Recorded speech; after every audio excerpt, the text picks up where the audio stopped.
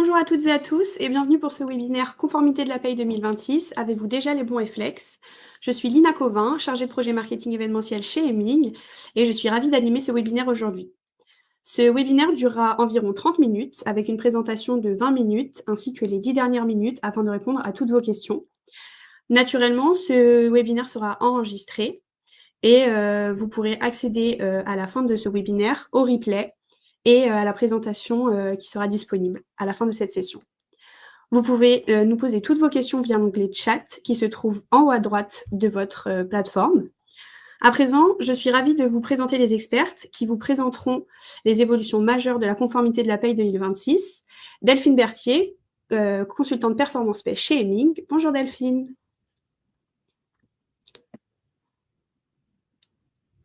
Ainsi que Sophia Baouche, consultante performance paie chez Hemming. Bonjour Sophia.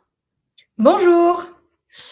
Avant de céder la parole aux expertes, je vais vous introduire très rapidement le programme. Donc, dans un premier temps, les expertes vous parleront de la réduction générale dégressive unique et dans un second temps, du versement de la mobilité.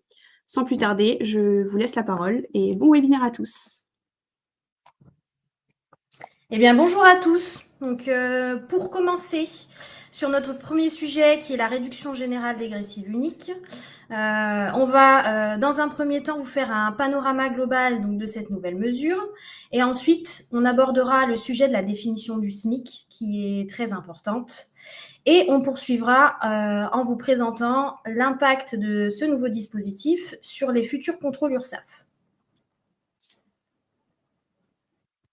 Donc, en premier lieu, on vous présente rapidement le dispositif actuel, enfin plutôt les dispositifs actuels, qui sont la réduction générale des cotisations patronales et le complément allocation familiale et assurance maladie.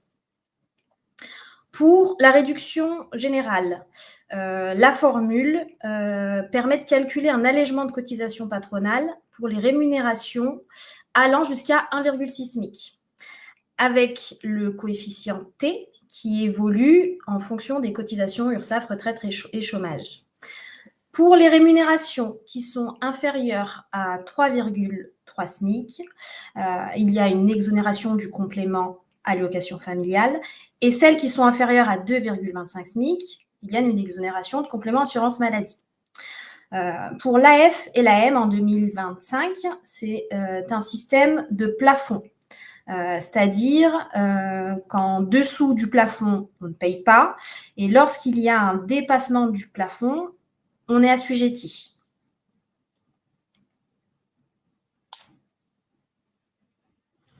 À partir de janvier 2026, la formule de calcul change, elle se complexifie un petit peu. On passe de 3 dispositifs distincts à un seul dispositif combiné pour une rémunération qui est égale à 1 SMIC et dégressive jusqu'à 3 SMIC. Les modalités de calcul du coefficient sont modifiées. La valeur de ce nouveau coefficient est augmentée pour tenir compte de la suppression des taux réduits d'AF et d'AM. Donc, si on compare par rapport à l'année 2025, le coefficient 2025 auquel on ajoute l'allocation familiale et la FAM est égal au coefficient T-min et T-delta.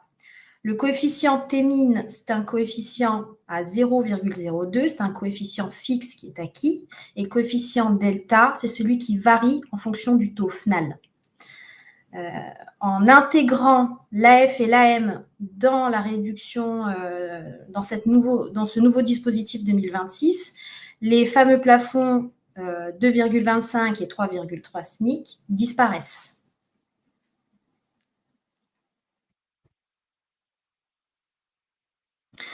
Donc là, à titre d'illustration, on vous présente un graphique qui démontre la différence entre les deux dispositifs.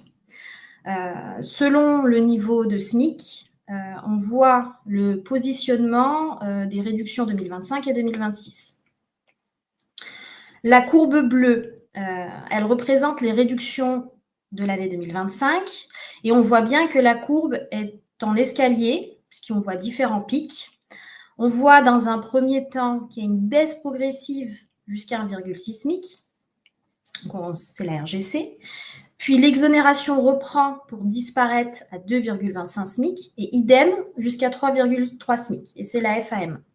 Donc sur cette courbe, on voit bien les 3 dispositifs distincts. Et on a la courbe rouge qui représente la RGDU 2026. Donc là, on est plutôt sur une courbe qui est convexe, qui est plus lisse. Et on voit bien qu'il y a une progressivité qui est unique, qui va jusqu'à 3 SMIC. Selon le niveau de rémunération qu'on voit en abscisse, on peut se rendre compte que ce nouveau dispositif peut être plus ou moins favorable par rapport à celui de 2025.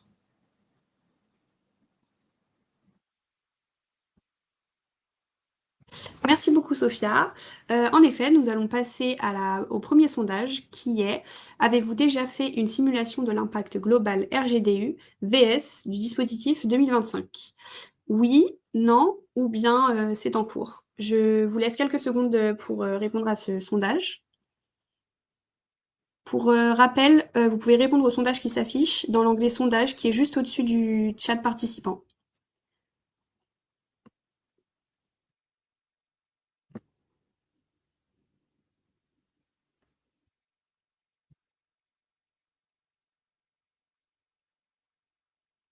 Delphine, Sophia, nous voyons une petite tendance qui se dessine avec 82% de non.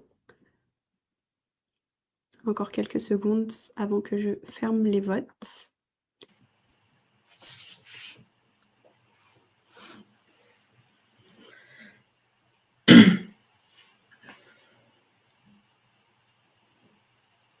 Très bien. Merci beaucoup à tous pour vos réponses.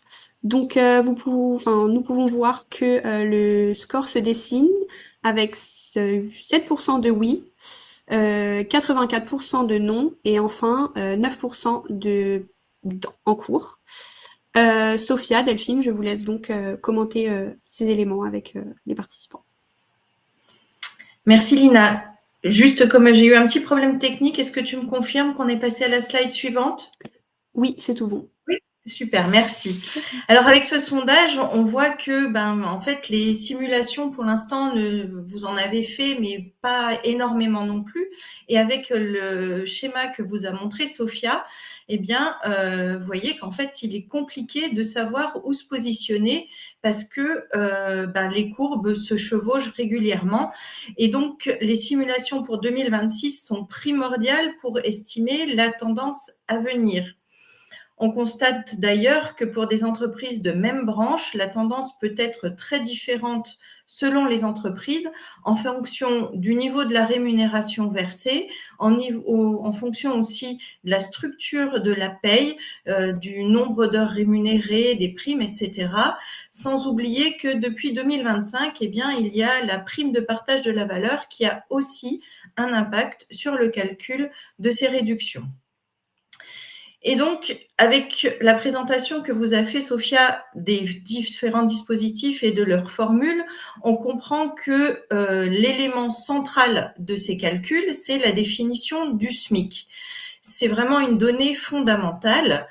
Alors, ce que l'on constate, c'est que généralement, ce SMIC, il a été plutôt déjà pas mal analysé, que ce soit lors de contrôles de paye ou au cours de contrôles URSSAF, pour toutes les rémunérations qui aujourd'hui ouvrent droit à la RGC, c'est-à-dire toutes les rémunérations en dessous de 1,6 SMIC.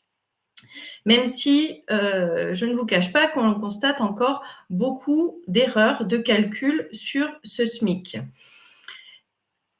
Et donc, pour les salaires qui sont au-dessus du seuil de 1,6 SMIC, les contrôles sont peut-être un petit peu moins poussés parce que, comme vous l'a expliqué Sophia, c'était des effets de plafond, de seuil, et donc quelques euros de SMIC en plus ou en moins n'avaient pas forcément d'impact sur le calcul. Alors que pour 2026, l'intégralité du calcul de la réduction sera basée sur ce SMIC. Il est donc primordial de bien appréhender cette notion. Et donc, son calcul, en fait, de SMIC, c'est un horaire mensuel qui est calculé par rapport aux éléments du bulletin de paye multiplié par le SMIC horaire de la période. Donc, ce qui est fondamental, c'est la définition de l'horaire SMIC de référence. Et donc, là, nous vous proposons de focuser sur le calcul du SMIC en cas d'absence. Donc, comme vous pouvez le voir, eh bien, c'est un ratio qu'il faut faire entre l'horaire contractuel et puis le salaire habituel minoré des absences, majoré des indemnisations et minoré des indemnités de sécurité sociale et divisé par le salaire habituel. Alors, qu'est-ce que le salaire habituel? Eh bien, c'est le salaire qui correspond au salaire brut qui aurait été perçu par le salarié pour le mois en cours si aucune absence n'avait été constatée. Donc, si on enlève en fait les absences, les indemnisations et les indemnités journalières de sécurité sociale. Mais il y a une notion qui est importante, c'est cette notion de hors élément non impacté par l'absence. Alors, pour définir cette notion d'élément impacté ou non par l'absence, eh bien, il faut identifier les éléments dont le montant n'est pas proratisé directement par la rubrique d'absence. Je vous donne 2 exemples. Généralement, quand vous avez un salarié qui est absent, la ligne d'absence va venir minorer le salaire de base, mais aussi la prime d'ancienneté, par exemple. Alors que si vous avez un 13e mois sur le mois, l'absence du mois ne vient pas minorer le montant du 13e mois. Alors certes, le 13e mois peut être proraté du fait de cette absence, mais au global, en retenant toutes les absences de l'année, et ce n'est pas la ligne d'absence du bulletin de paye qui vient minorer votre 13e mois. Alors, depuis le décret de septembre 2025, eh bien, il y a un focus qui a été mis sur cela, puisque il est précisé que l'affectation par l'absence s'entend d'une proratisation strictement proportionnelle au temps de l'absence. Alors, ce n'est pas nouveau comme notion, puisqu'on retrouve déjà dans des lettres circulaires de 2011 cette notion de prorata direct par l'absence, mais là, le décret vient bien repréciser et appuyer sur cette notion. Donc, ça peut sous-entendre aussi que les contrôleurs seront de plus en plus vigilants à ces prorata. Et donc, pour faire cette analyse, eh bien, il faut regarder quels sont les éléments qui sont intégrés dans le taux de l'absence. Alors, je vous propose de passer à un exemple. Excusez-moi. Voilà, un exemple chiffré. Alors, un exemple simple, juste avec un salaire de base et une prime d'ancienneté et une ligne d'absence maladie, ainsi qu'une prime exceptionnelle. Alors, on voit que le salarié est absent la moitié du mois. Et donc, le montant de l'absence, une petite astuce pour pouvoir déterminer quels sont vos éléments qui sont impactés par l'absence maladie, eh bien, c'est de simuler une absence complète sur le mois et de regarder quelles sont l'intégralité des éléments du salaire qui vont être annulés par cette absence totale.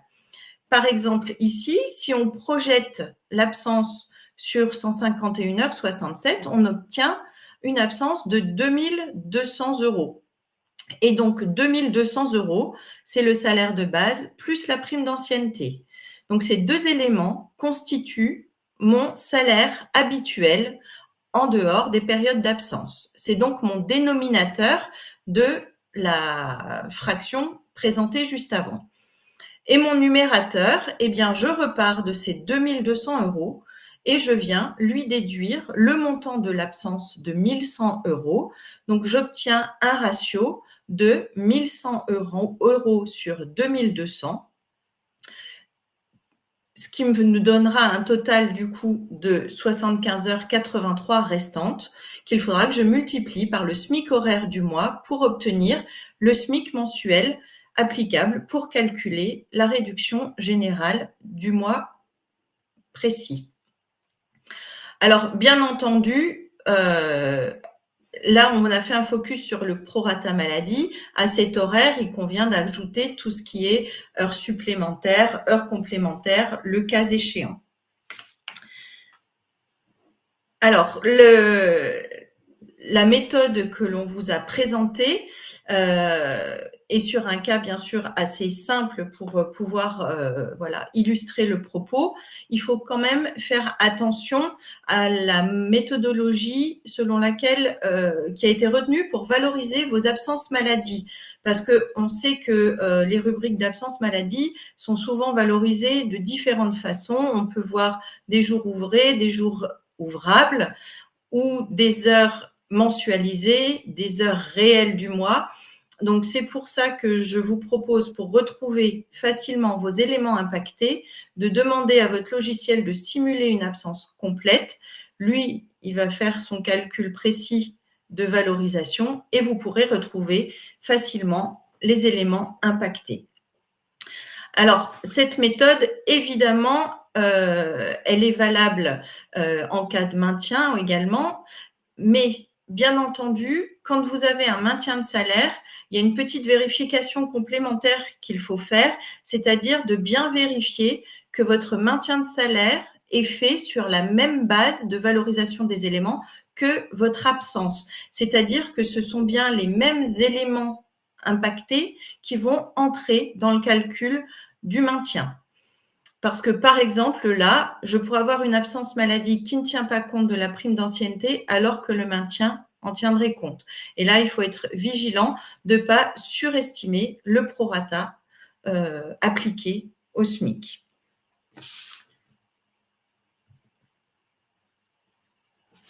Alors, quelles seraient les conséquences, du coup, d'une surestimation de ce SMIC par ajout de trop d'éléments dans le salaire habituel?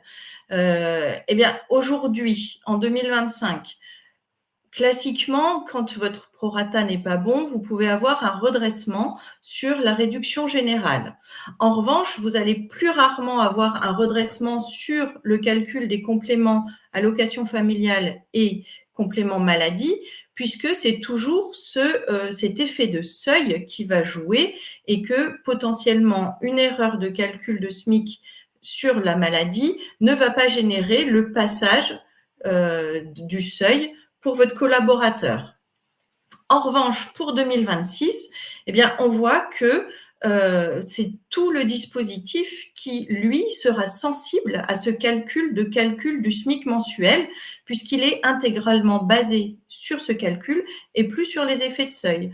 Donc, potentiellement, une erreur de définition du SMIC mensuel peut générer des redressements URSSAF plus importants qu'en 2025 parce qu'il va toucher non plus vos salariés de 1 à 1,6 SMIC, mais bien de 1 à 3 SMIC.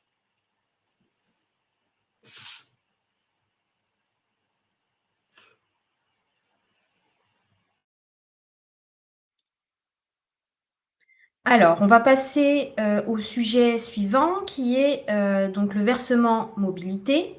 Dans un premier temps, on va parler des 3 types de versement mobilité qui existent. Puis on va voir quel est le principe d'assujettissement pour cette cotisation. Et en dernier lieu, on présentera ce qui est attendu pour l'année 2026.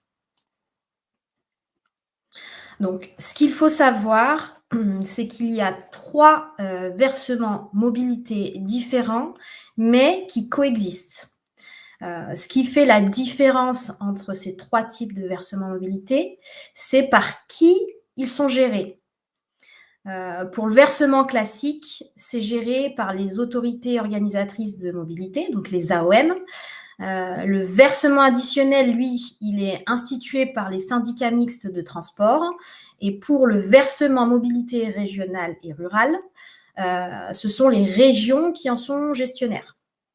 Ce qui est important de garder en mémoire, c'est que chaque versement mobilité peut être appliqué indépendamment les uns des autres, mais ils peuvent aussi être appliqués conjointement, alors selon l'implantation de l'établissement, Et aussi, ils peuvent couvrir des périmètres identiques.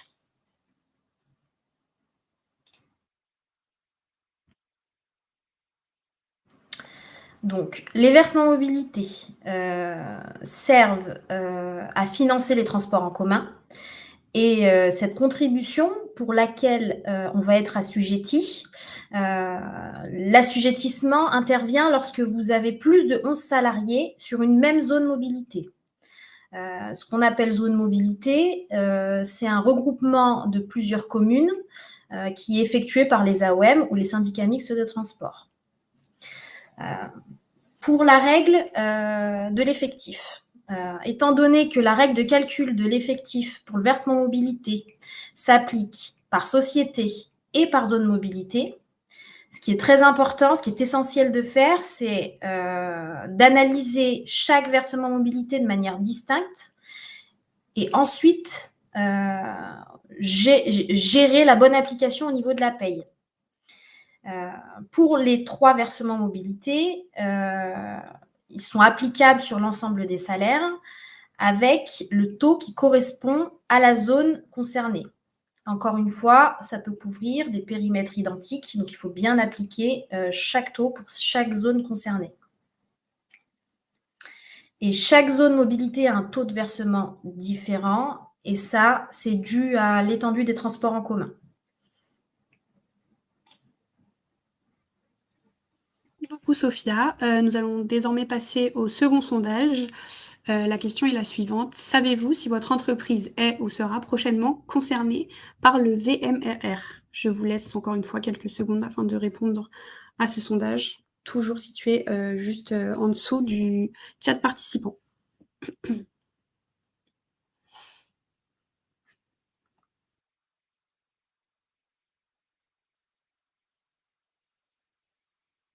Donc, il y a une grosse tendance à 50% de oui.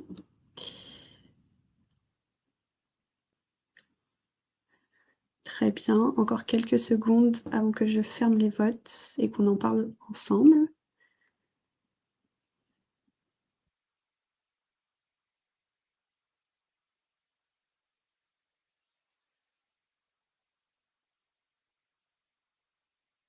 Très bien, je vais fermer les votes, attention.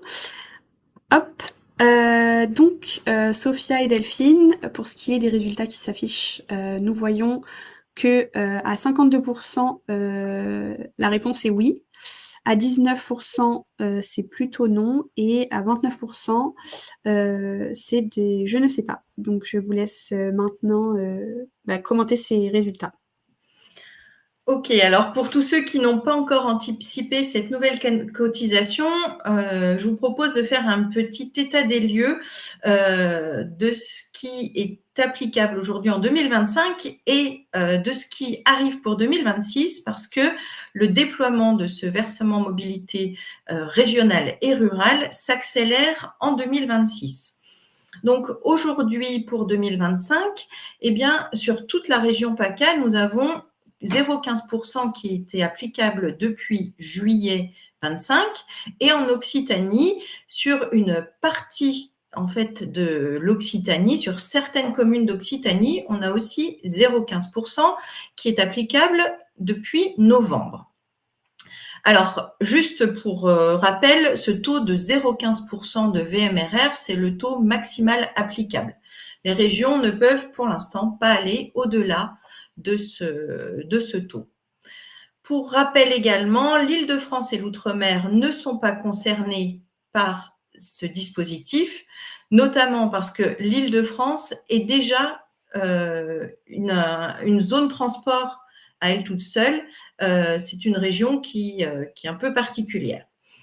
Et puis, la région Auvergne-Rhône-Alpes, Hauts-de-France, Normandie et Pays de la Loire ont pour l'instant notifié leur refus de mettre en place ce versement mobilité. En revanche, eh bien, pour 2026, on a 8 régions qui sont concernées par ce VMRR. Donc, les deux initiales de 2025, c'est-à-dire PACA et l'Occitanie, sachant que PACA revoit son taux à la baisse à 0,08%. Pour Centre-Val de Loire, Bourgogne-Franche-Comté et Nouvelle-Aquitaine, à partir du 1er janvier, eh bien, c'est le taux de 0,15% qui sera mis en place. Également 0,15% en Bretagne, avec cependant certaines zones à 0,08%. Et pour Grand Est et Corse, pour l'instant, ils n'ont pas notifié de taux pour 2026, mais ils n'ont pas fait part non plus de leur refus de mettre en place ce VMRR. C'est plutôt encore en discussion, donc potentiellement, ça peut être déployé à partir de juillet prochain, puisque les taux sont applicables généralement soit au 1er janvier, soit au 1er juillet. Donc, voilà le panorama. Donc, pour rappel, pour savoir si vous devez cotiser à ce VMRR, il faut que vous calculiez l'effectif de vos établissements cumulés par région. Et si vous dépassez le seuil si vous atteignez, le seuil de 11 salariés, eh bien, vous devez cotiser à cette nouvelle cotisation. Merci beaucoup Sophia et Delphine pour ces précisions sur la conformité de la paie qui sont, ma foi, très claires. Nous allons maintenant passer à la session questions-réponses et vous avez été nombreux à nous poser des questions. Je vais donc vous poser la première question d'un participant qui est: comment calculer les effectifs pour une région où seules certaines communes ont un VMRR, Delphine, Sophia, je vous laisse répondre. Je peux, si tu es OK, Delphine. Vas-y, je t'en prie. Alors, pour effectuer ce calcul, en premier lieu, on calcule l'effectif de toute la région, qui est la zone mobilité VMRR. Et ensuite, on va regarder le taux VMRR qu'il faut appliquer commune par commune, donc établissement par établissement. Si on prend l'exemple de la région d'Occitanie, pour laquelle il y a un taux qui est applicable que pour certaines communes, on va calculer l'effectif de l'intégralité de la région, puis ensuite on va appliquer le taux que pour les établissements qui doivent en avoir un. Très bien. Merci beaucoup, Sophia. Nous avons ensuite une autre question qui est: à votre avis, que faut-il exactement inclure dans le salaire habituel pour être sûr d'avoir le bon SMIC? Je vous laisse. Donc là, on revient sur la réduction générale. Alors, ce qu'il faut inclure, alors ça dépend des éditeurs, mais ce qu'on peut voir, c'est que généralement, ce sont tous les éléments, les lignes de brut qui sont au-dessus de la ligne d'absence. Alors, ce n'est pas une généralité, il faut être vigilant. Comme je vous disais, la meilleure solution pour avoir votre bon salaire habituel, c'est de simuler sur votre logiciel une absence complète sur le mois et de voir quels sont les montants qui seront compris dans cette absence complète. Merci beaucoup Delphine. Et enfin, une petite dernière question. Comment se passe ce versement que l'on est concerné? Cela passe-t-il en automatique via TNS? Je ne sais pas si une de vous deux souhaite répondre. Alors, ça sera en automatique, mais il y a des CTP dédiés justement à ce versement en mobilité régionale et rurale qu'il faudra venir incrémenter dans votre DSN. Donc, les taux remontent comme pour les autres taux versement mobilité. Sur les premiers envois, soyez vigilants aux taux qui vous sont notifiés, mais effectivement, c'est sur la base du code INSEE déclaré que le taux va être impacté. Tous ces taux, vous pouvez les retrouver sur le site URSSAF où vous avez des tables de référence. Vous les retrouvez aussi dans les lettres circulaires ACOS qui donnent en fait l'ensemble des éléments. Et donc, à partir du moment où vous êtes 11 salariés et plus en N-1, vous êtes redevable de cette cotisation en N. Merci beaucoup Delphine et Sophia. Ce webinaire est maintenant terminé. Merci à vous d'avoir participé. Un grand merci à nos deux intervenantes pour leur précieux éclairage tout au long de cette session. Pour ce qui est de support de présentation de ce webinaire, il sera disponible dans la section ressources, juste en bas à droite de votre écran. Vous pourrez également retrouver l'ensemble de nos webinaires sur notre site internet eming.fr dans la rubrique Newsroom. Et merci à vous d'avoir participé à ce webinaire et je vous souhaite à tous et à toutes une excellente journée. À bientôt. Merci, au revoir. Merci, au revoir.